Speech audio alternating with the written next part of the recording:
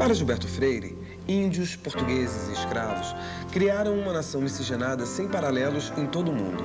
Sua obra mais conhecida, Casagrande Senzala, é um tratado socioantropológico do Brasil.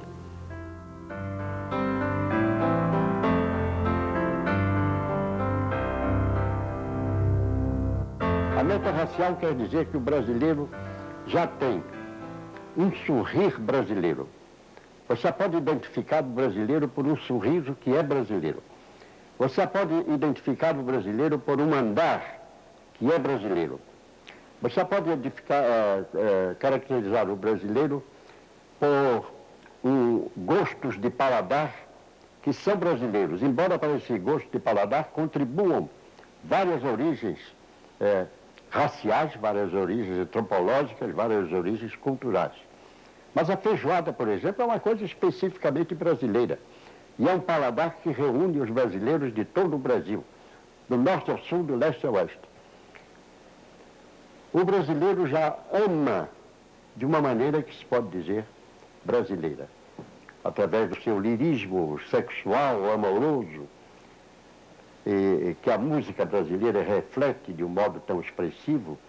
Ele já é diferente de qualquer das suas origens étnicas ou raciais, diferente da origem portuguesa, diferente da origem índia, diferente da origem africana, diferente das origens que vêm se juntando para formar brasileiros, sobretudo a italiana, a alemã, a polonesa, a síria, ultimamente a japonesa. Todas elas estão contribuindo, mas todas elas estão se deixando assimilar por alguma coisa que já não é racial. Aí vem o conceito meta-racial. Alguma coisa que vai além da raça, que é cultura brasileira, que é psicologia brasileira, que é caráter brasileiro. Tá? E essa situação meta-racial brasileira é uma concepção brasileira. É uma concepção de que eu me orgulho de ter sido o autor. Casagrande Senzala se faz uma pergunta central. Sim. Como se forma uma cultura? Vamos diferenciar várias dimensões da obra. Primeiro, uma dimensão socioantropológica, depois uma dimensão literária, em terceiro lugar, uma dimensão histórica e, em quarto lugar, uma dimensão psicoanalítica. Começando pela dimensão socioantropológica, se estabelece uma diferenciação muito clara entre raça e cultura. Dizer, a linguagem cultural, a vertente culturalista, é muito mais importante que a vertente biológica, racial. Depois, a miscigenação, que era um fato aceito já desde o século XIX, agora vira um elemento positivo. No lugar da tese da degeneração, o Brasil não deu certo pelo fato de ter sido colonizado pelos portugueses, agora isso é colocado como um fator positivo. A mistura é boa. A mistura de índio, escravo negro, português é positiva. Isso obviamente inovou a versão de que o Brasil não podia dar certo.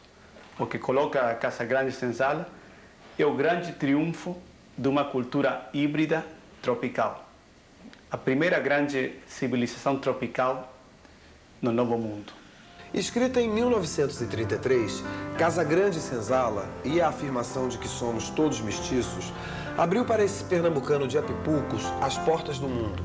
Recebeu títulos de doutor honoris causa em 6 universidades, entre elas a Sorbonne, na França, Oxford, na Inglaterra e Colômbia, nos Estados Unidos. E suas principais obras já foram traduzidas em 13 idiomas. Na minha opinião, Gilberto Freire, enfim, eu considero ele o maior escritor brasileiro. E mais do que chamá-lo de sociólogo, antropólogo, acho que tem que chamá-lo de escritor mesmo, porque ele inaugura, de alguma maneira, um estilo, né, uma escrita, uma narrativa sobre o Brasil, né? Ele faz uma espécie de etnografia do Brasil, como talvez ninguém antes tenha feito. E ele é importante, quer dizer, ele é um marco na história do pensamento, na tradição do pensamento social brasileiro, exatamente porque ele propõe uma nova maneira, uma nova forma de olhar para o Brasil, uma nova forma de interpretar o Brasil. Em tudo que eu tenho escrito, eu tenho sido autobiográfico, desde Casagrande Senzala. Casagrande Senzala, para mim, foi uma resposta à seguinte indagação que eu fazia a mim próprio. O que é, afinal, o Brasil? O que é ser brasileiro? E a minha principal fonte de informação fui eu próprio. O que eu era como brasileiro, o que eu reagia a certos estímulos, como eu respondia a certos estímulos. Quer dizer, Casagrande Senzala e os livros que se seguiram, inclusive esses rascunhos sobre jazigos e covas rasas, sobre a morte, portanto, tudo isso, em toda a elaboração dessa série de análises e interpretações, eu era um dos principais informantes, autobiograficamente.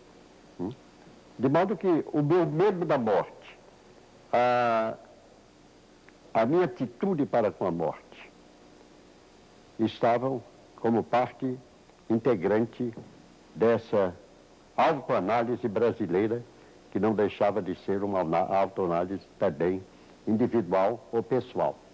A complexidade da visão sociológica de Gilberto Freire fez dele um ser polêmico tanto para a direita quanto para a esquerda. Autoexilado pela Revolução de 30, entusiasta do regime militar de 64, Gilberto Freire é um dos mais importantes nomes da intelectualidade brasileira. Foi ele quem melhor explicou o Brasil para os brasileiros e para o resto do mundo. Freire sempre foi uma figura polêmica. A polêmica não data de 64, da Revolução de 64. Já na década de 20, o jovem Freire, na parte escrita, gerava polêmica. Então, sempre foi uma figura polêmica.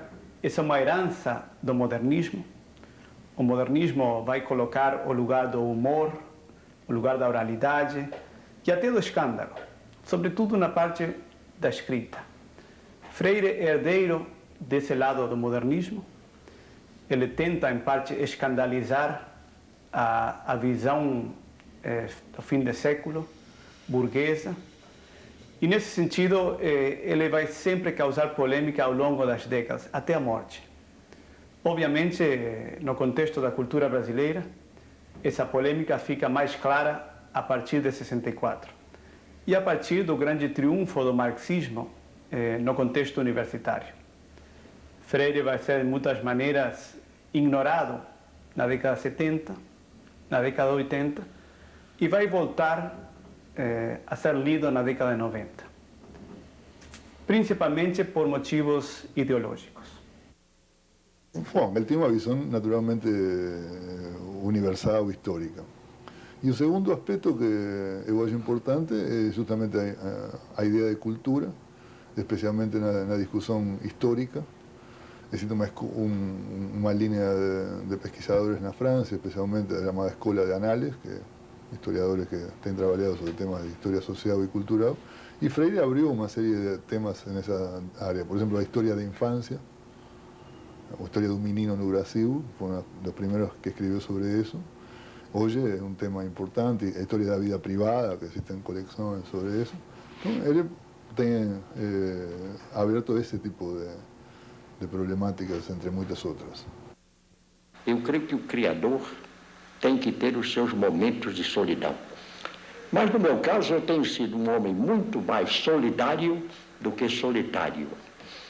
Eu tenho sido um homem de muito mais contato com o povo, com gente de rua, com rústicos, com analfabetos.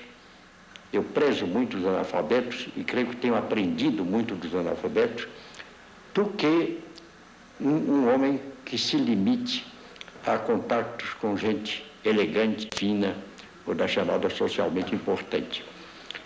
Os meus contatos com a rústica são contatos que me têm enriquecido extraordinariamente, direi que a própria cultura, desde que a cultura para mim não é só cultura de livro, é cultura viva.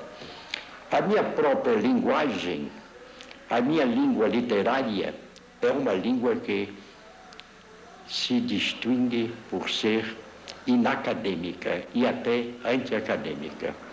E eu devo esse anti-academismo na minha linguagem ou na minha língua literária ao meu muito contato com a gente do povo, do qual tenho aprendido expressões, palavras, frases que tenho incorporado à linguagem chamada erudita no Brasil.